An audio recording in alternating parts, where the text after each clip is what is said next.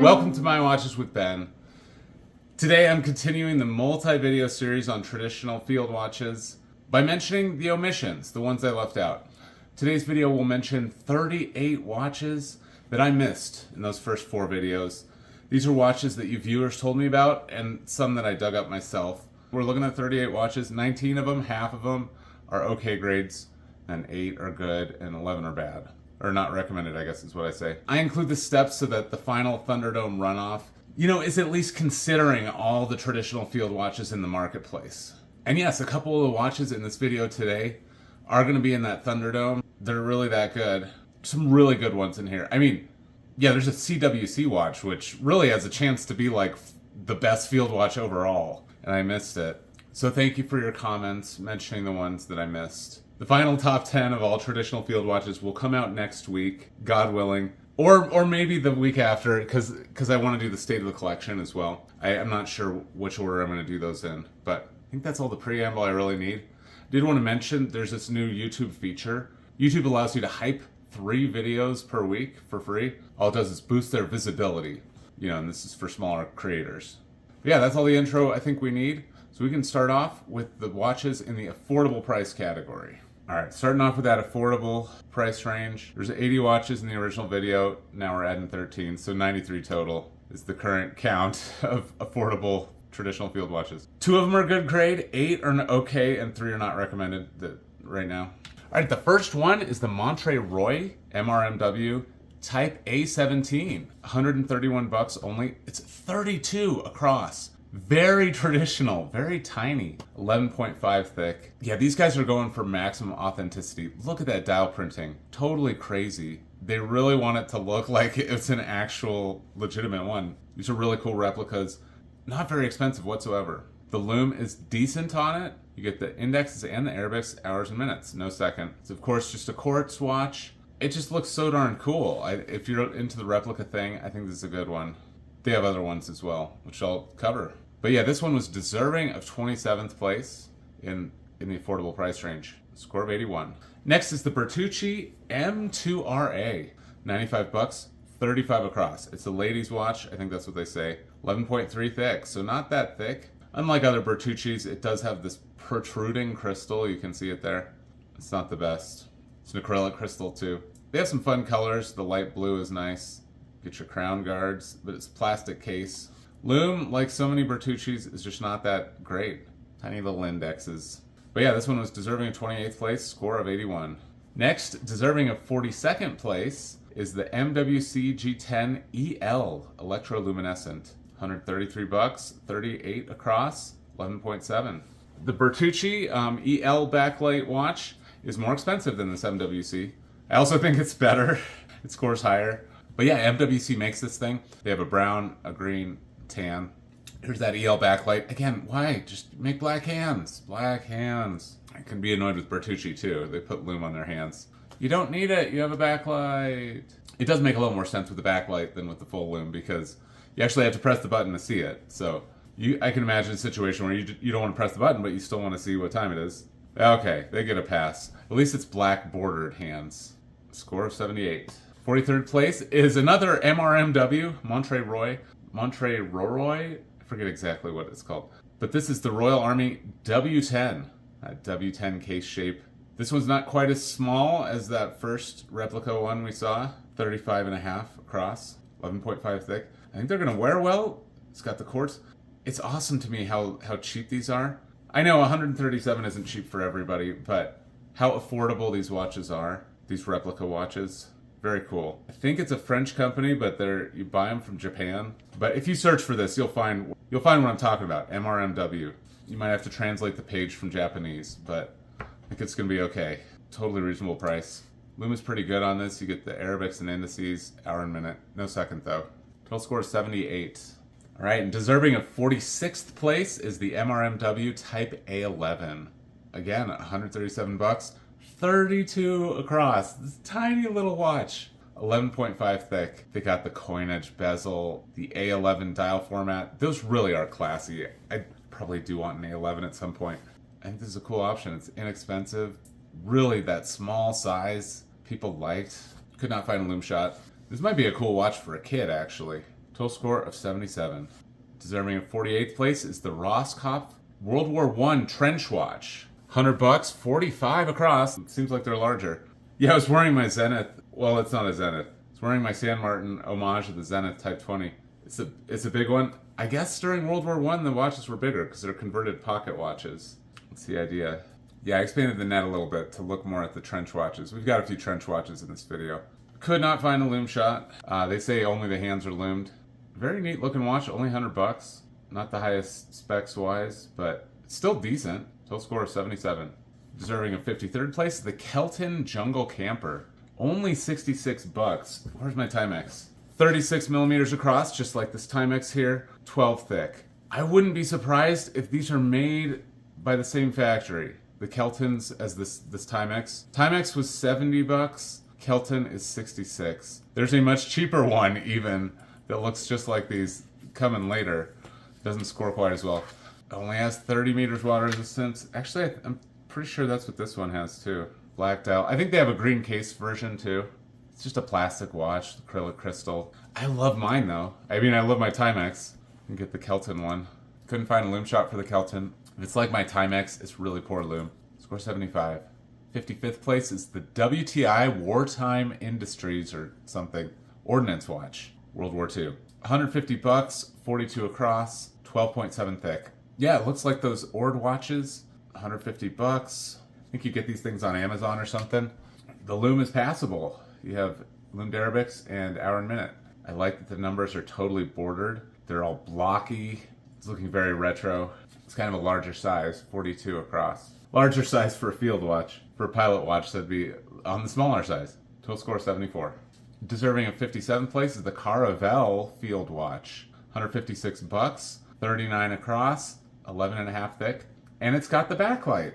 Another watch with a little backlight. That's really nice. Really enjoy having a backlight on this Bertucci. This one you get the compass markings on the outside, but the bezel does not turn. I don't think there's a point to that. The numbers look very similar to Hamilton. The Hamilton Expedition that has the rotating compass bezel. I think they're kind of copying Hamilton here. This has the date. It's bordered. That's nice, I suppose. Here's what the backlight looks like. And I also included just the regular loom. The border to that date cutout is loomed. Very cool. They went all out with the loom here. That's really impressive. Loom chapter even in the dark. Like, you get the backlight and you get fantastic regular loom. Only 156. I found a lot more cool field watches for this video. Sorry it wasn't in the original one. I think I need to spend more time exploring next time. I always get so exhausted scoring all the watches and preparing all the slides. I just want to be able to talk about the watches, so I get too excited. I need to take a little more time, make sure I'm not missing any.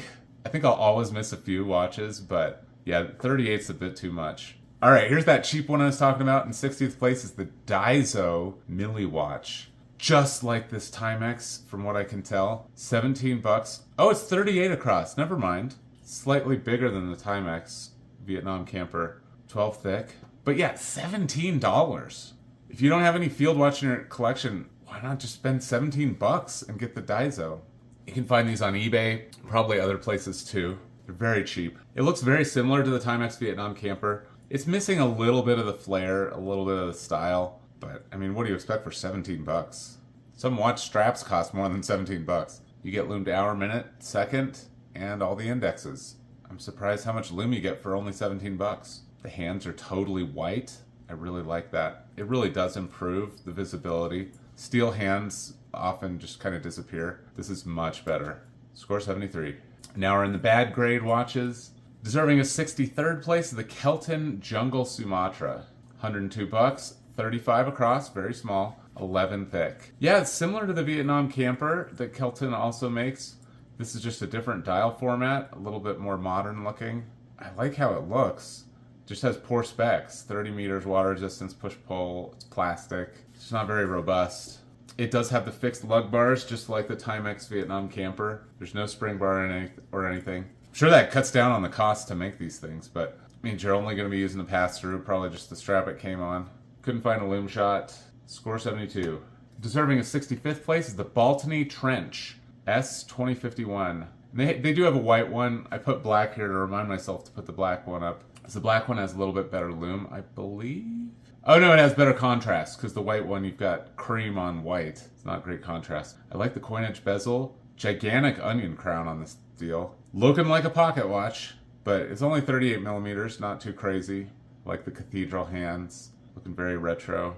Numbers look good. It's a little bit much for a Baltony though. It does apparently have an automatic movement in it. Probably a seagull movement. So it's got this 38-hour power reserve. I wonder if this is the PT5000. It might be. Yeah, like I said, the lume is good on this one. No second lume though. It's gonna look similar to the San Martin I was wearing today. Nice big chunks of lume on the Arabics. Total score 72. All right, the last omission in the affordable price range is the Homage Time A11. I guess it technically is the A11 format. $100, 40 millimeters across, only 9.4 thick. That's because it's a quartz. This will defend. That's cool. This Homage. Homage, that's not a great name for a brand. And also, it's like really tiny. The hands are looking kind of cheap, looking weird. I don't know why that is. I don't know why it's on some denim strap. That's super strange. Couldn't find a lume shot for this. They say that there's loomed Arabics only, and there's no lume on the second hand. All right. Well, it's not the worst watch in the affordable price range. It's 67th place out of 93. Total score of 71. So those were all the affordable ones. The next video in the series was the top tier video. I know I did them out of order, and I confused some people. It was probably not a great idea. But in the top tier category, over $900, the original video, video number 2, it had 72 watches. I'm adding 5 now, so that brings this category up to 77 total watches. And the 5 watches I'm about to show you, this is how they shook out. There's 1 good one, 3 okay ones, and 1 that's not recommended. First one I'm going to show you is the Tool Filthy 13, deserving of 12th place in the top tier price category. For the highest price range, what did I call it? Anyway, it's $900, 38 millimeters across, great size, only 11.3 thick, great thickness. Kind of got like a Tesla logo here. That's fine. The Tesla logo is really cool, so why not imitate it? Tool, I kind of like the brand name too. The Filthy 13. What's 13 about it? Who knows? I don't think they spent a lot of thought on this. They're just like, oh, that'll be clever, that'll be fun. Yeah, there were 12 watchmakers of the Dirty Dozen. So, Filthy 13, I don't know. That's fine. It does have great specs though. 100 meters water distance, screw down crown. You've got the Dirty Dozen seconds. It's the small seconds here. It's Swiss made, automatic. Hold on, this should probably say Swiss movement. Should probably have 1 more point here. All right, I need to fix that. Power reserve is 41 hours. Because it says Swiss made on the dial, and you can't do that if you don't have a Swiss movement. So this must be a Swiss movement. Better write myself a note. Lume is good on it, hour and minute. Arabics and indices, but no second. It's a cool one. Looks like high quality, but it is a lot of money. $900 for a Tool. Score of 81. Deserving of 35th place is the Bremont Broadsword. I don't know how I missed that one. $3,500, 40 across, 11.9 thick. I think it was in the original Field Watch video, so I don't know how it got out because I started with that original spreadsheet and I just added new watches, so I don't know how the Bremont got out. They do have some other colors, but I think those are only in bronze. Like the blue dial, the brown dial, I think you can only get those in a bronze case. I scored the steel case watch. Bronze is not quite as strong a material as steel, so it does lose maybe 1 or 2 points here. It does have a color match date complication. The lume is very poor on the Bremont, although I think the bronze one has better lume. Or there's some limited edition they did that had much better lume than this one, but I don't think you can get that limited edition anymore. Like the Recon edition or something. I apologize. I put these... I did all this work like 2 weeks or more ago, and now I'm just finally shooting the video. Comes on a sailcloth strap. It's definitely a cool one. Score 76. All right, an entire brand I missed before, deserving of 36th place, is the Boozer Freres Legacy Big Second. So central second here. $967. They're expensive. 38 across, 10.6 thick. And I mentioned this in the hand winding video. Boozer Freres was bought by Dekla. So now that these are made in Germany. It was a Swiss brand before, but now it's German. The printing is so nice on this. There's a lot of quality here. I really like this crown. It's all brushed here. It's really good looking. Again with the denim straps. I don't know why there's so many denim straps. Denim is weird. Blue denim strap. Okay. I tried a blue denim strap on a Leica watch. Leica Type B watch. didn't work. It looked really weird. For a lume, you get the Arabics and the hour and the minute. No second. I do like the black second. That's really good. So often it's steel. Black is nice. Black cams are great. They do make a brown one and like one that's a little more tan than this.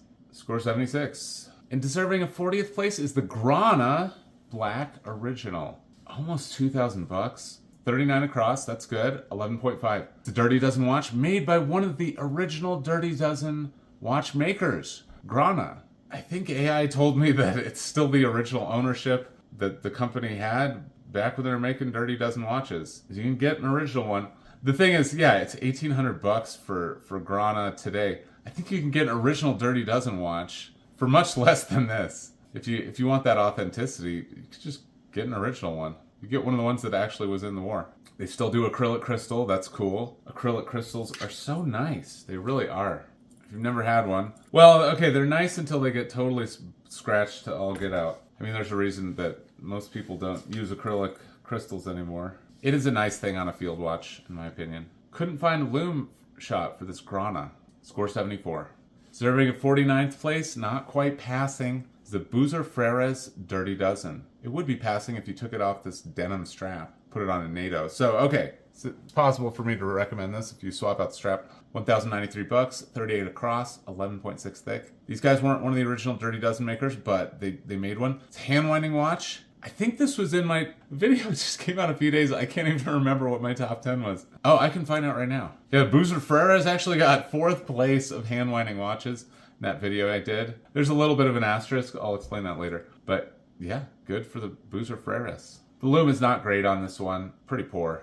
And yeah, even though the Boozer Freres got 4th place out of hand-winding watches, once you stack it up against the automatics, the quartz movements, the atomic quartz, the solar quartz, it's just not going to ever rate as high. The hand-winding movement is just not as robust as the quartz, for example. And you've always got the push-pull crown issue. For a hand-winding watch, I think this is a great choice. I said it was the 4th best on the market for hand-winding. Total score 72, higher if you swap out the strap. So those were the top tier ones, and now we're at the 3rd video, premium price range. And apparently there are 8 more watches in this one, so 84 total. This is looking pretty even. 3 good ones, 3 okay, and 2 not recommended. That's what we'll see here in a moment. Deserving of 2nd place, I can't believe I missed this one, the CWC GS Sapphire. 403 bucks, 36 and a half across, 11 thick. Yeah, so the original, the CWC G10, which is so darn famous, it says quartz, it looks exactly like this thing. It only has 50 meters water resistance push-pull crown. This one, the GS Sapphire, has 200 meters and a screw-down crown. And the crystal's different. This one has a sapphire crystal instead of the acrylic on the other one. Honestly, I prefer the acrylic myself. That's my personal choice. I know the people want the sapphire, that's fine. The big deal is really just the difference in water resistance and the fact that this screws down. So this is way higher scoring. This one absolutely has a good chance to be in the final top 10. I'm so sorry I missed it. Here's the lume on it. I think it's the same as the regular G10, but the GS Sapphire, I mean, just for that fact alone, that you get that increased robustness here. 43 protection points. Very well protected. The fixed lug bar, like, this is the way to go. I can't believe I didn't even know about the GS Sapphire. I mean, I found out that the G10 actually didn't have the screw-down crown, and I was upset by that. And then I found out that this one does have a screw-down crown, and it has much more as well.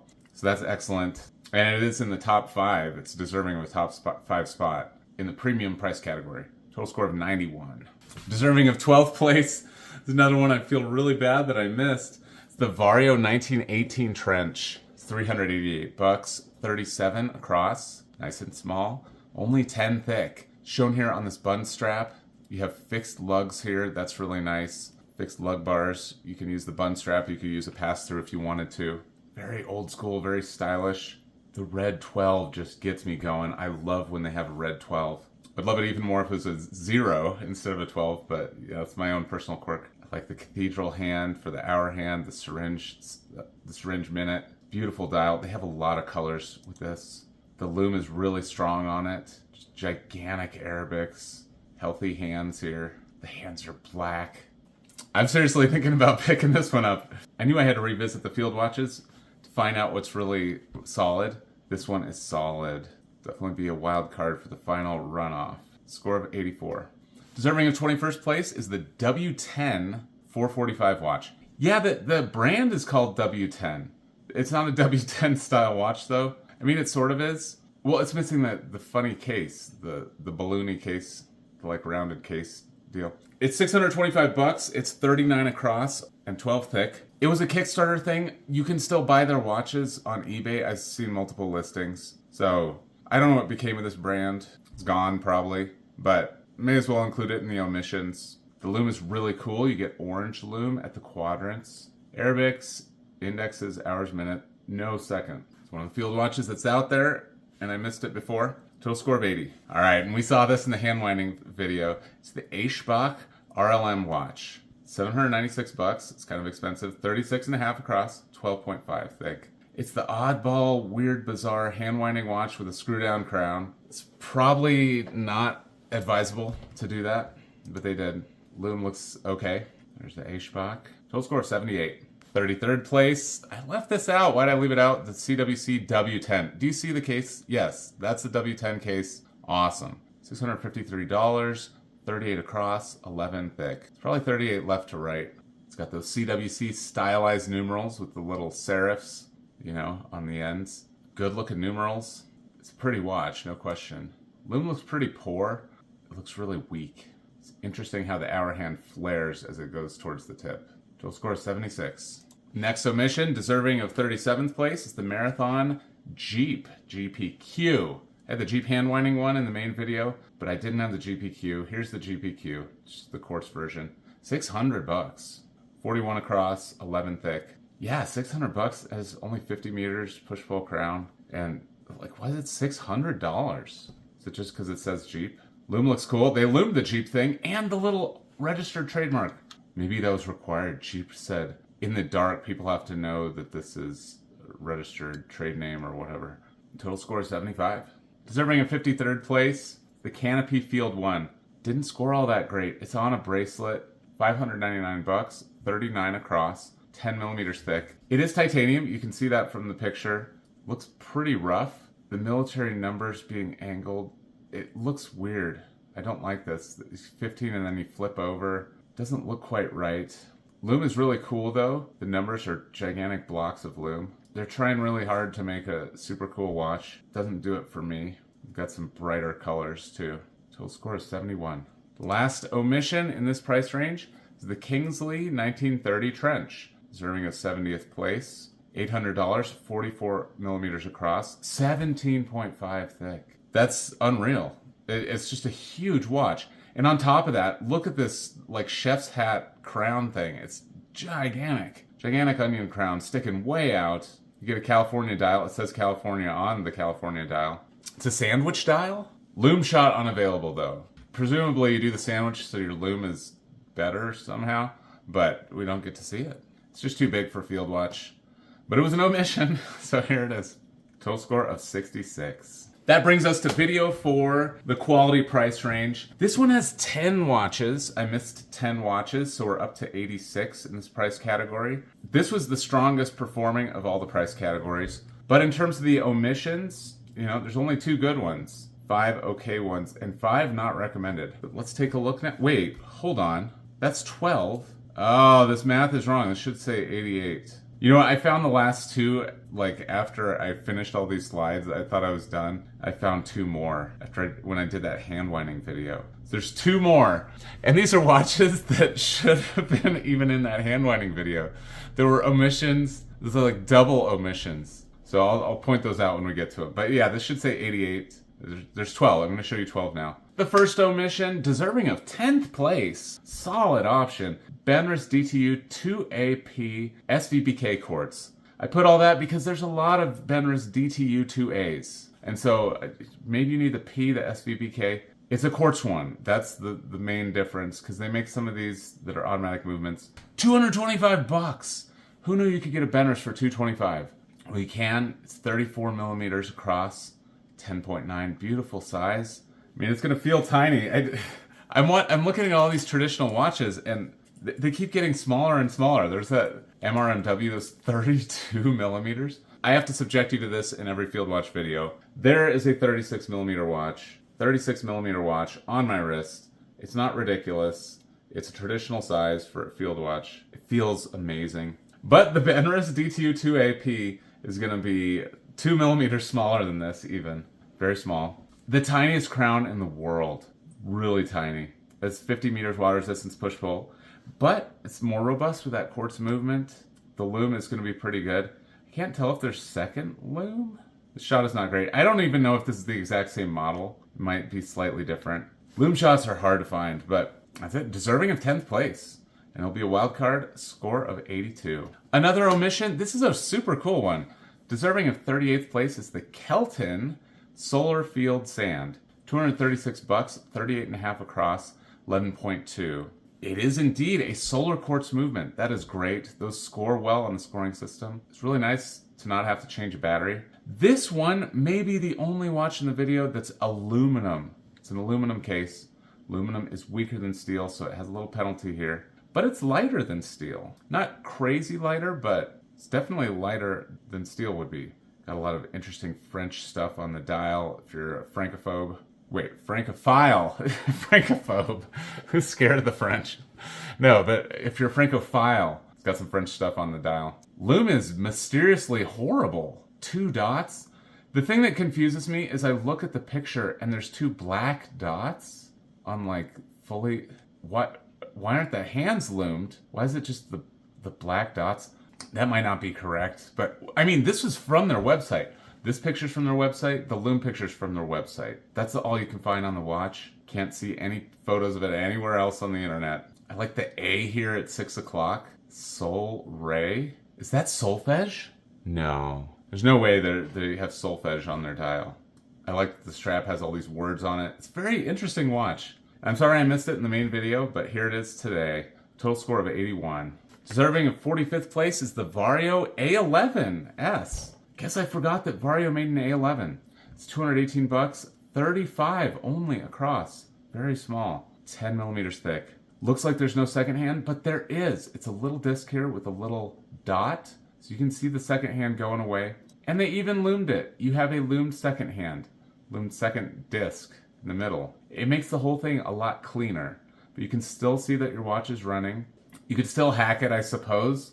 It's not going to be as precise as an actual second hand. We're trying to do something a little bit more modern. Also, the arrowhead at 12 o'clock, just trying to be a little more modern. Mix it up a little. Something about Vario dials, they just don't look that great to me. They just kind of look like plastic. Got a pretty good grade, C+, score 79. 46th place is the Wartime A11. These guys are also called WTI, but you see it says Wartime on the dial. 199 bucks, 42 across, 11 thick. Looking very traditional. Bigger numbers than you often see on the A11.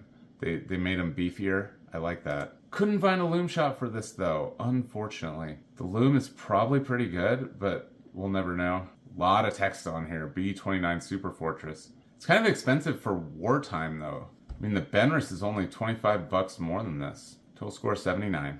Deserving of 49th place, the Timex Mark 1 hand wound. Yeah, somebody told me about this one. I'm so sorry I missed it. The price is 279 bucks. It's 36 across, 12.8 thick. This watch, I got confused about it because when I saw it on Timelex's website, it said automatic. And I think I included the automatic in the video, the automatic Mark 1. It might have been since it was on pre-order, I didn't bother, or something like that. Oh man, can I remember my life? Can I get it together? Yeah, the Mark 1 was discontinued for a while. They brought it back. They have a hand-winding version and an automatic. And the hand-winding one, it uses a Chinese mechanical movement inside. It's the same one they did in the last Mark 1, from my understanding. Yeah, it's a traditional size, very traditional look. Almost 300 bucks. But Timex is an American brand, well, using Chinese movement.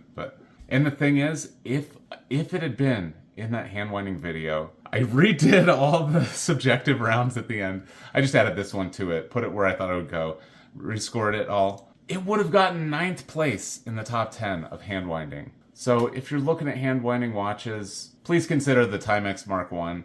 That's part of the conversation. I think there's a good case to be made that it's in the top 10 hand winding field watches that you can get. So again, I'm sorry I missed it. Sorry I missed it in the hand winding video. Should have been in there. Total score 78. Deserving of 54th place, another Timex. The Timex X Worn and Wound Storm. And Storm is for the gray one. There's also a blue one called the Whirlpool, I think. It's $299, 37 across, 14 millimeters thick. So it's on the thicker side. Kind of a W10 shape to the case here. The numbers are really cool. I like when they gravitate towards the center so you have an upside down 6. I think that's fun. It doesn't happen all that often when watch companies do it. It's just a lot of fun. It makes the whole thing more whimsical. And they're kind of angled. They're kind of italics or something. Makes everything feel a little bit twisted. Ton of utility on here though. You get the minute Arabics, the standard Arabics, and the military Arabics. All of them are on there. For loom, you get the hour and minute, very thin, and then you get all the Arabics. No second hand, no indexes. It's another really cool one. Doesn't look particularly traditional. Score 77. Deserving of 57th place, a watch that I personally ordered, and I'm excited to get it in my hands. It's the MWC Dirty Dozen. It's $320, 36 and a half across, 13.5 thick. Yes, it was second place in the hand winding top 10 that I did last week. The loom looks a little bit weak. You get loomed Arabics, loomed indices, and hour and minute. No loom second. This one, just like the Timex, uses some Chinese movement, Chinese hand winding movement. I think they call it the standard movement or something like that. I'm trying to open up the case and see what's inside when I get it, because I don't think anybody's quite sure what movement's in here. The internet could not tell me what movement is inside this. Very traditional pass-through canvas strap. I'm really excited to get this thing. Total score of 76. Deserving of 72nd place, the Boccia 3662. $195, 37 across, 7 thick. Just kind of a plain watch. I think it kind of fits in the field watch category, but very plain. What is this crown? It's psychologically troubling to me. Interesting red date. Couldn't find a loom shot. Score 71. Another omission, deserving of 73rd place, the MWC ATP watch. This one's an automatic. It's not a hand wind like that last one. $320, 36 and a half across, 13.5. Some people say the ATP, well, that was the original watch that the British soldiers had, and then it got replaced by the Dirty Dozen later. But yeah, it's got a cream dial and apparently silver hands. I don't know why the hands couldn't have been black. Probably originally they were not black. If you really want an ATP watch, there are a few others that do it. In fact, we saw one earlier in this video, but MWC makes a cool one. Couldn't find a loom shot for it, but they say only the hands are loomed. So score 70. Deserving of 75th place is the Kelton Navy Heritage. $212, 38 across, 9 thick. It's a little fancier than the other Keltons we saw earlier. Doesn't score that well as a traditional field watch. Couldn't find any loom. I like the green second hand. I like the numbers being angled, but it doesn't score all that great. Score 70.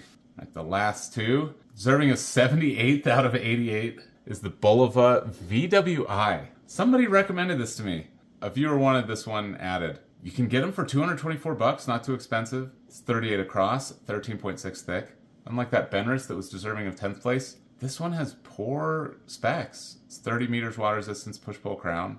Just doesn't come out that great. This strap looks so cheap. Automatic movement. I mean, hand wind would have been cooler.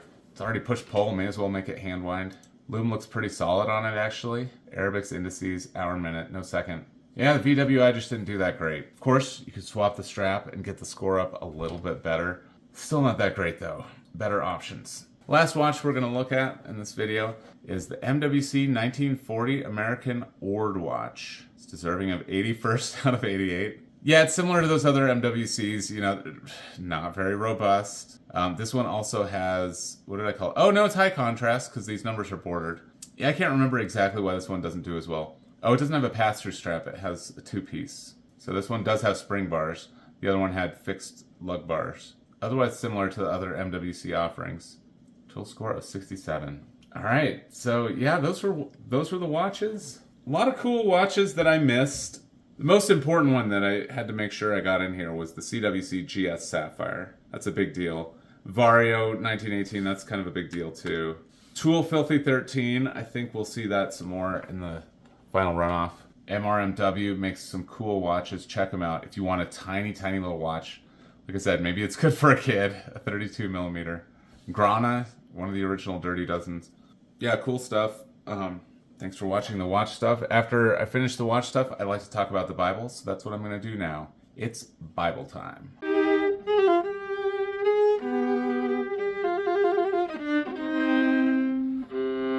All right, Bible time. I'm not a biblical scholar or pastor or anything like that. I don't have any authority. I'm just a Christian who likes talking about the Bible. Today I'm going to continue the series on the Hebrews 11 Hall of Faith with person number 17, Samuel. The passage is found in Hebrews 11:32. And what more shall I say? I do not have time to tell about Gideon, Barak, Samson, and Jephthah, about David and Samuel and the prophets. Paul said he doesn't have time. I've got a little more time today, so we'll look at Samuel. That said, I am going to keep it very high level. It's probably going to be shorter than most Bible times. My goal is not at all to summarize Samuel's life, but instead just tie his story to Hebrews 11. Firstly, in Hebrews 11:32, my study Bible has a cross-reference for Samuel, and that cross-reference is the book of 1 Samuel 7, verses 9 through 14. So I'm going to read that. Actually, I have to go back a little bit earlier because when you just start in verse 9, you kind of miss why he's doing what he's doing. So I'm going to start halfway through verse 2. And it's a longer passage, but it's a good summary. So here we go, second half of verse 2. Then all the people of Israel turned back to the Lord. They're being oppressed by the Philistines, and so they turned back to the Lord. So Samuel said to all the Israelites, if you are returning to the Lord with all your hearts, then rid yourselves of the foreign gods and the Ashtoreths, and commit yourself to the Lord and serve him only, and he will deliver you out of the hand of the Philistines, providing good wisdom for them. So the Israelites put away their Baals and Ashtoreths, and served the Lord only, put away those idols. Then Samuel said, assemble all Israel at Mizpah, and I will intercede with the Lord for you.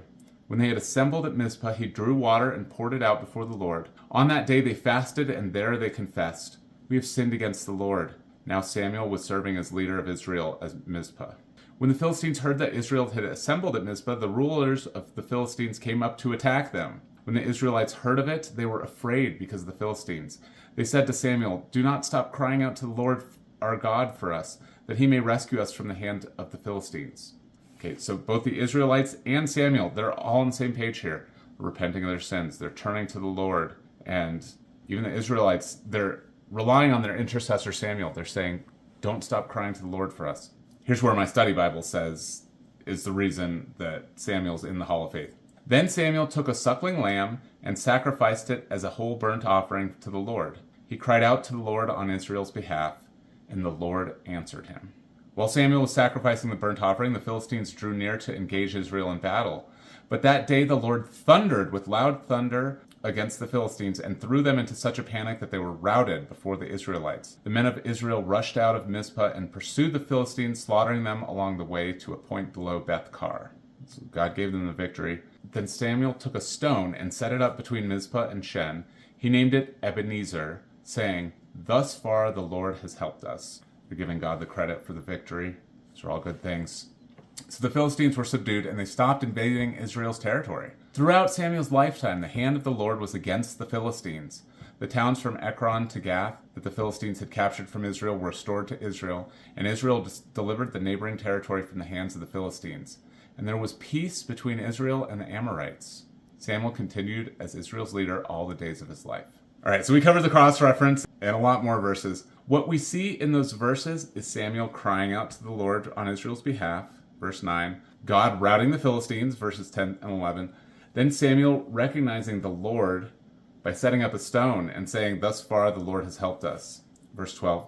And then finally it says that as long as Samuel was alive, the hand of the Lord was against the Philistines, verse 13, and that Samuel continued as Israel's leader all the days of his life. So yeah, that definitely has the elements of Hebrews 11 in it. Let's pull up that Hebrews 11 definition of faith. Hebrews 11, verse 1 and 2. Now faith is confidence in what we hope for and assurance about what we do not see. This is what the ancients were commended for. I added verse 2 because that explains, verse 1 is what the ancients are commended for. And then he lists a bunch of people, a bunch of stories. He lists Samuel. What Samuel's commended for is confidence in what we hope for and assurance about what we do not see. Samuel had confidence that the solution to Israel's problem, the Philistines, was to turn to the Lord and seek his help. He did not try to fight the Philistines with human strength. His solution was to cry out to the Lord for help, offer the burnt offering. Samuel accepted the calling of the Lord to lead Israel, and they were blessed because of it. He had assurance in what he did not see, the Lord. And that's why Samuel's in the Hall of Faith.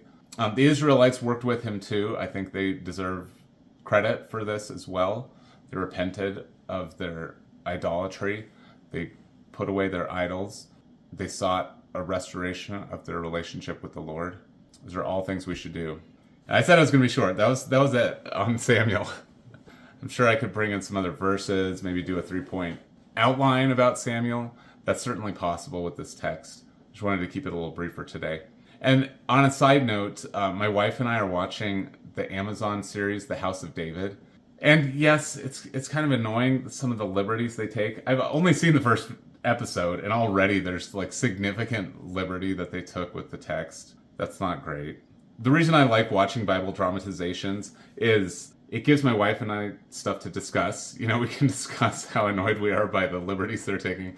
But the reason I like this, and also The Chosen, is that it helps bring out some of the drama of the biblical stories. It helps bring out the emotions involved. It helps provide additional weight to the broader themes that are in the biblical narrative.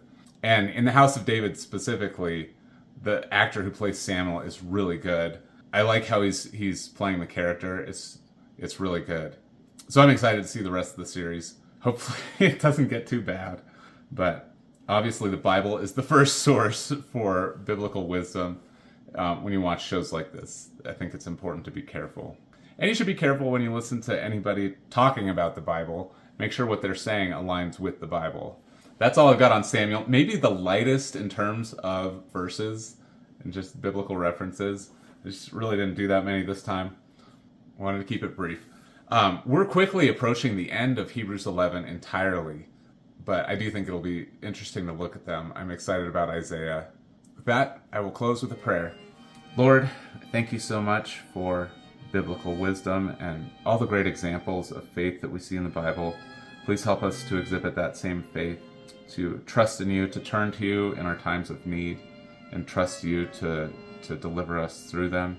And Lord, I do pray that our country would throw away the idols that we worship and turn to you. There's so many idols in our modern life. Pray that there would be revival in the United States and that we would turn from our wicked ways and seek you to deliver us from evil. Lord, I thank you for your word. I thank you for your presence in my life and other believers' lives. And Lord, I pray this in Jesus' name. Amen. Now may the Lord of peace himself give you peace always and in every way. The Lord be with you all. See you next time.